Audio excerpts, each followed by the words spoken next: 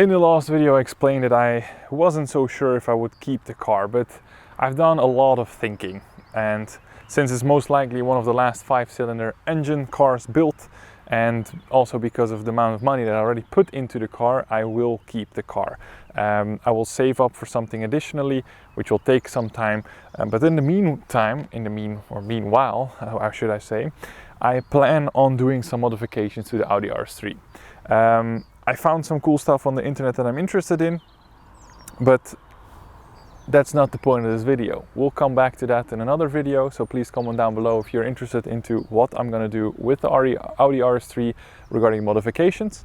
I did already a couple of them. There's a video on my channel already regarding that, but we will do additional ones, bigger ones, and it's gonna be step by step, because unlike other big car YouTubers, my pockets are not endlessly deep and I have other priorities to take care of. So basically the car is the last priority for me when it comes to modifications or financial decisions. The reason why I decided to buy this car new was the fact that I get warranty, because I know that unexpected costs on these type of cars will be very, very expensive.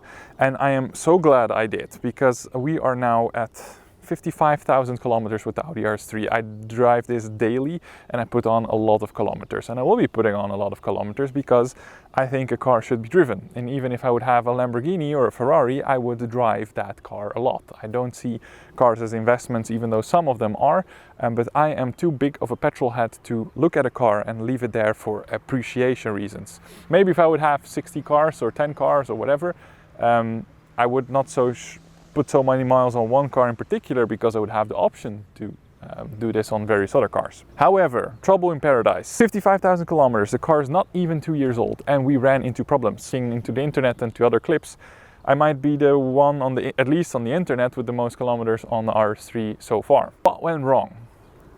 I was driving in my car and I wanted to put up the climate control, or the AC.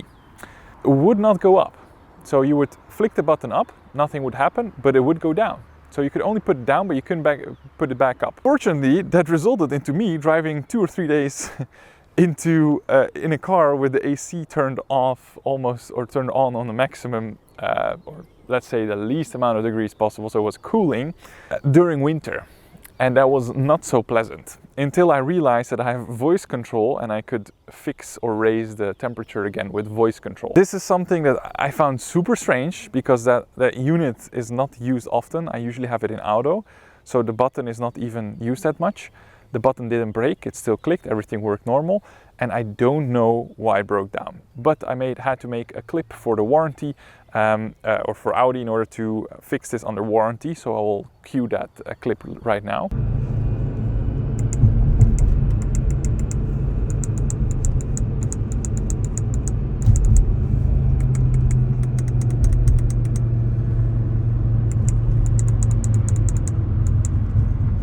So as you could see, this thing broke down all of a sudden by itself. So first time I brought it in, it worked all of a sudden again when the mechanic took a look at it. But unfortunately, 3 days later, it broke again. And they requested me to make a video, because without a video, they would not warranty it. From my previous videos, I mentioned that the windscreen is, in my opinion, or in my experience, very sensitive / bad quality. Reason being is I replaced it, as I explained in that video, 2 windscreens already, so 2 entire windscreens within the first 30,000 kilometers of the car. Every little minuscule rock chip will crack your windshield. I don't know what it is, but I can tell you that I swapped 2 windscreens, which is very expensive. The third damage occurred, I think, 2 months ago. And we got that fixed. Again, a little rock chip hitting it in the front of the windshield. And no, I'm not driving close behind other people. It's usually from trucks that are transporting stuff that flies off from the opposite side of the road into my windscreen, which happened, unfortunately, 2 times. You can check out the other video for all the details. However, I think it's 2 weeks ago, again, a rock chip flies into the window, cracks the windshield. And it's on a part that actually needs to be, they won't fix it, they want to replace it again. And I said, no, I'm done with this, because it's the 4th windscreen in not even 2 years. And this brought me into problems with my insurance, because my insurance wanted to kick me out in Switzerland because I was claiming so many times the damage on the windshield.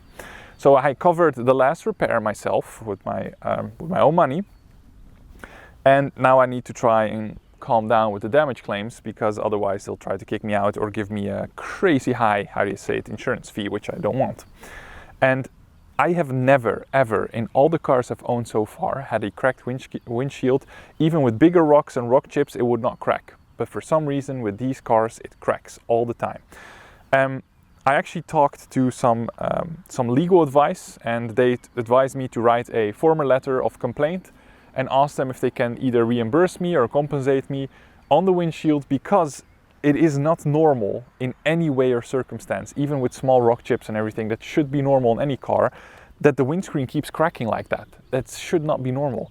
And I'm to be honest, I'm completely done with that shebang. So what I said is, if they don't want to replace this, if they don't want to replace or help me fix it, I already fixed it myself, even though you're not allowed to fix it in that area.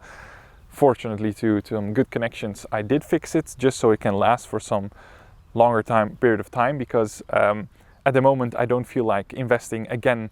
I think it's 13 or 1400 francs to replace the windshield. So I did that already two times, and one time it was a fix. So I don't want to do it another time, because it's like, what is it, 3,000, 4,000 something francs just for a windshield. I could have bought cool mods for that. The other problem which occurred, which I found out, it's actually here in the headlights, and you're never gonna believe what I found. So let me show you. I'm not sure if the camera is gonna be able to pick it up, but I'll do my best. But if you look closely, you can see that there is a crack line right above my finger going here. So this crack line is not from the outside or a rock chip. This crack line actually starts inside the headlight. I informed Audi about this cracked front headlight, and that it started cracking from the inside. They confirmed it started cracking from the inside. So I tried to get this replaced or fixed under warranty, because this unit that we're now looking at, this headlight unit, to replace, you're gonna shit yourself, is 5,000 francs. So this headlight, this unit needs to be completely replaced, because they cannot only replace this glass. At least that's what they told me. So this is 5,000 francs. Ridiculous, right? Now listen to the excuse that Audi had regarding this. And you know what Audi had to say about that? So let me rephrase this. Let's say that you've bought a new television, right? It has a frame and it has a screen, right? You bring it home, the television is very expensive. Let's say it's also 5,000 francs. You bring it home and you found out that the frame of the television is cracked. You would go back to the store and say, hey, it's broken and I would like to have a new one, right? So basically the same thing I did with the car. I brought it back to the shop and I said, hey, it's broken. It was broken from the inside, not due to my mistake.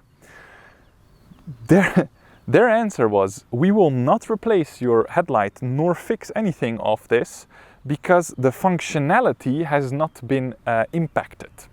Meaning that the headlight is still usable and it's still safe to use under, let's say, the law. If your headlight is broken, of course, you cannot drive. So imagine buying a 6-figure car, not due to your issue. You go back to the dealership, ask them to fix it, and they say, yeah, but it's still functioning. Yeah, but the TV screen is also still functioning. It's not cracked, but the frame is cracked.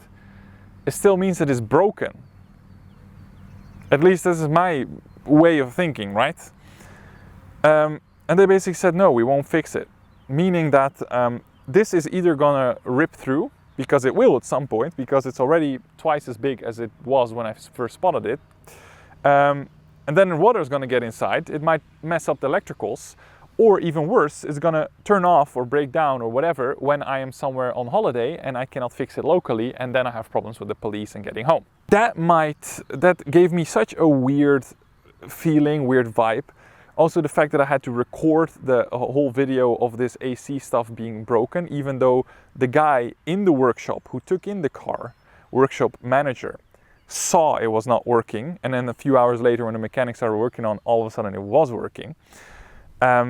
He still couldn't repair it under warranty because Audi requires you to have proof or video. So even the guys at the workshop told me this will crack over time.